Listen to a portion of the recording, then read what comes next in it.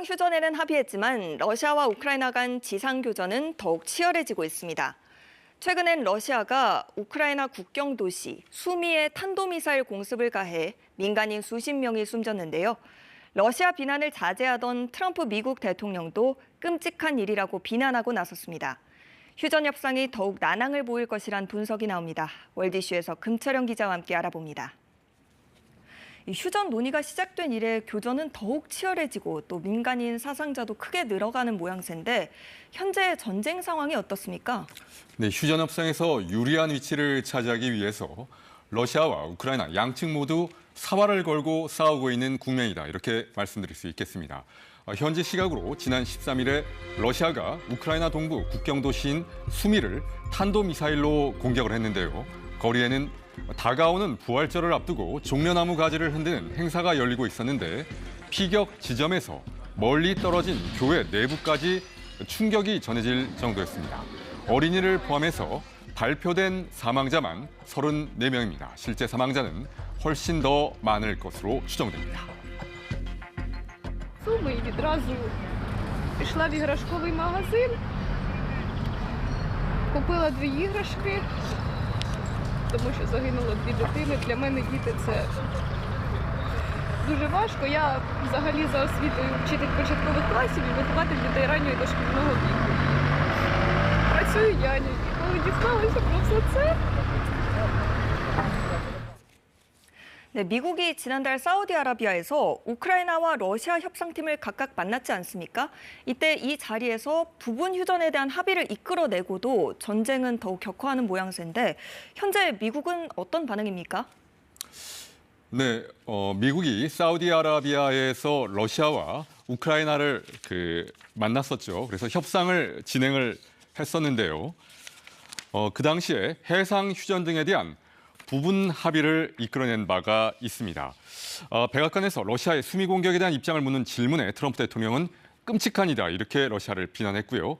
또 실수다, 이렇게 말했습니다. 그러나 이 전쟁의 책임은 3명에게 있다, 이렇게 얘기를 했는데 한번 들어보시겠습니다. But that's a war that should have never been allowed to start. And Biden could have stopped it. And Zelensky could have stopped it. And Putin should have never started it. Everybody's to blame. Have you spoken to President Zelensky, sir, about his offer to purchase more Patriot missile batteries? Oh, I don't know. He's always looking to purchase missiles, you know. He's against... Listen, when you start a war, you got to know that you can win the war, right? You don't start a war against somebody that's 20 times your size and then hope that people give you some missiles. 네, 이번 공격은 스티포프 미국 특사가 러시아를 방문해서 크렘린궁에서 푸틴 대통령을 만나고 떠난 직후에 이루어졌습니다. 이런 가운데 젤렌스키 우크라이나 대통령은 미국 CBS와의 전화 인터뷰에서 트럼프 대통령의 입장을 존중한다, 이렇게 말하면서도 이곳에 와서 무슨 일이 벌어지고 있는지 직접 한번 보시라, 이렇게 목소리를 높였습니다. 네, 트럼프 대통령이 우크라이나에 대한 지원을 중단했던 그 시점에 러시아가 우크라이나를 좀 더 어려운 상황으로 몰고 갔다, 이런 지적도 나오는데 현재는 미국이 우크라이나에 대한 지원을 하고 있습니까? 네, 지난달부터 지금까지의 상황을 보면요, 이 전쟁에서 미국의 지원이 얼마나 큰 영향력을 차지하는지 잘 알 수가 있습니다.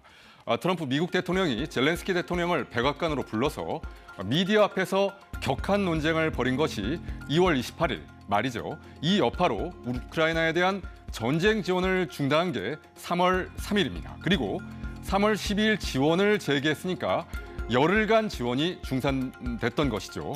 특히 러시아군에 대한 위성 정보 제공을 중단한 것이 우크라이나군으로서는 무척 큰 타격이었습니다. 러시아군 위치를 모르니까 미사일이나 드론 공격을 제때 할 수 없었던 것이죠. 이 기간을 활용해서 러시아가 우크라이나에 점령당했던 쿠르스크 지역을 90% 가까이 회복을 했습니다. 그런데 3월 12일 미국이 지원을 재개한 뒤에 이번에는 우크라이나가 반격을 시작해서 러시아 영토인 벨고로드 지역으로 진격을 했습니다.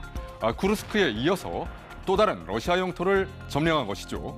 점령한 면적은 크지 않았지만 러시아의 허를 찔렀고 이 때문에 쿠르스크 지역과 동부전선에 러시아 일부 병력이 이동을 하는 바람에 전선의 교착 상태는 더 깊어진 상황이라고 하겠습니다. 네, 우크라이나도 결코 만만치 않은 모습을 보여주고 있는데요. 향후 상황은 어떻게 전망하십니까? 네, 우크라이나군도 지치긴 했습니다만 러시아군 역시 병력 충원이나 자원 동원에 있어서 한계가 있다라는 점이 드러나고 있다고 하겠습니다. 파병된 북한군에 이어서 최근 중국 용병까지 포로로 잡혀서 러시아 전력 내부의 실상들이 조금씩 더 드러나게 되면서 러시아와 우크라이나 양측 모두 한계점을 인식하고 있다라는 분석입니다. 다만 현재로선 당장 휴전 협상에 큰 진전은 힘들 것이란 전망입니다. 네, 휴전 논의에도 전쟁 양상은 더 격화하고 있는 것 같은데 상황을 조금 더 지켜봐야 될 것 같습니다. 월드 이슈 금철영 기자와 함께했습니다. 잘 들었습니다.